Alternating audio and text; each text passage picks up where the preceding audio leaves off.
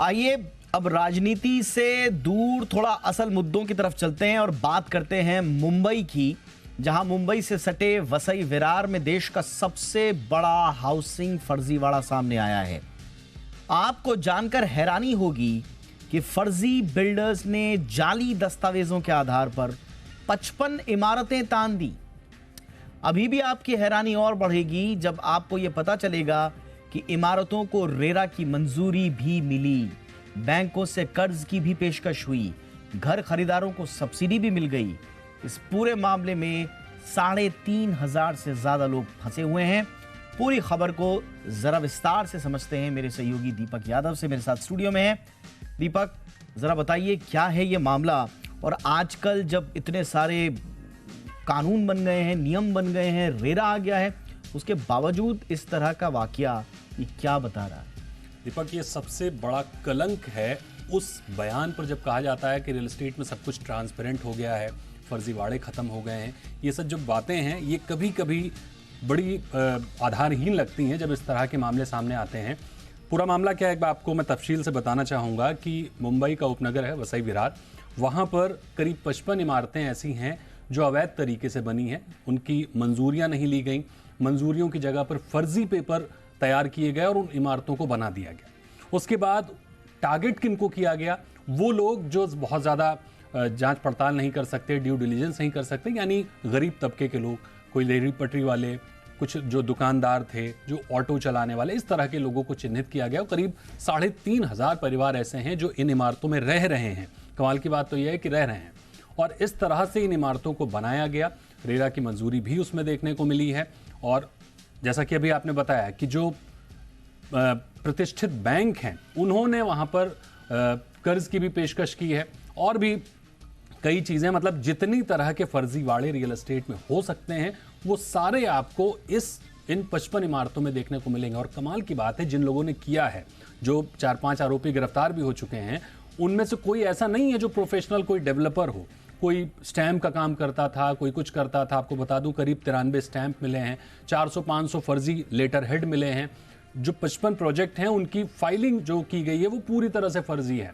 तो ये इतना बड़ा स्कैम है, और शर्मनाक इसलिए है क्योंकि आप सोचिए, local police, collector, RERA, local authority, ये सब वहीं पर मौजूद है। ये कोई ऐसी छोटी चीज नहीं थी दीपक कि आपको ओटीपी आया और पैसे कट गए।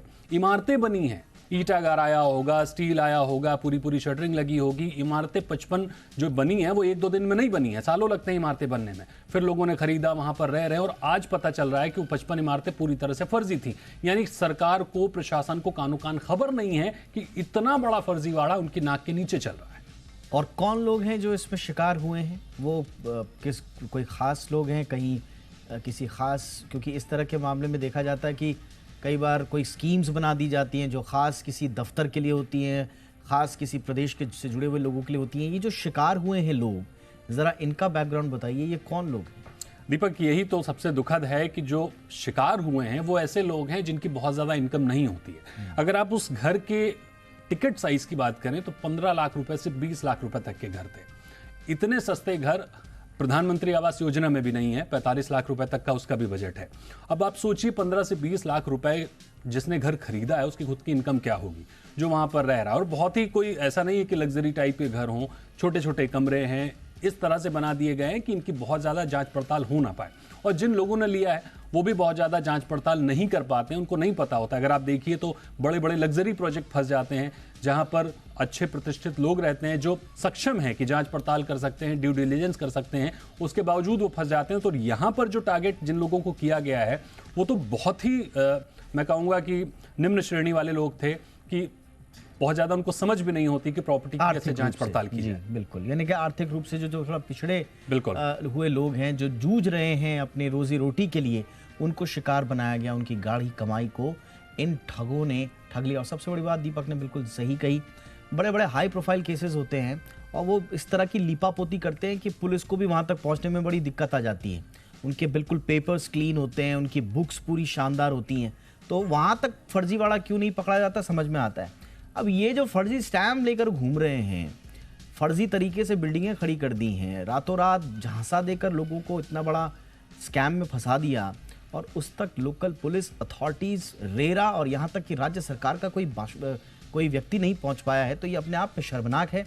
इस पर दीपक आप जा रहे हैं ग्राउंड पे? बिल्कुल दीपक, हम इसको पूरी और मजबूत पड़ताल करेंगे। इस पूरी खबर को और भी विस्तार से हम अपने दर्शकों के सामने लाने की कोशिश करेंगे। जी बिजनेस जैसे कि हमेशा से इस तरह के मुद्दों को बहुत ही करीब से लेकर आया है और अपने दर्शकों को एक एक चीज उसने बताने की कोशिश की है, तो हम भी इसको और विस्तार से इस खबर को हम आप तक लेकर आएंगे।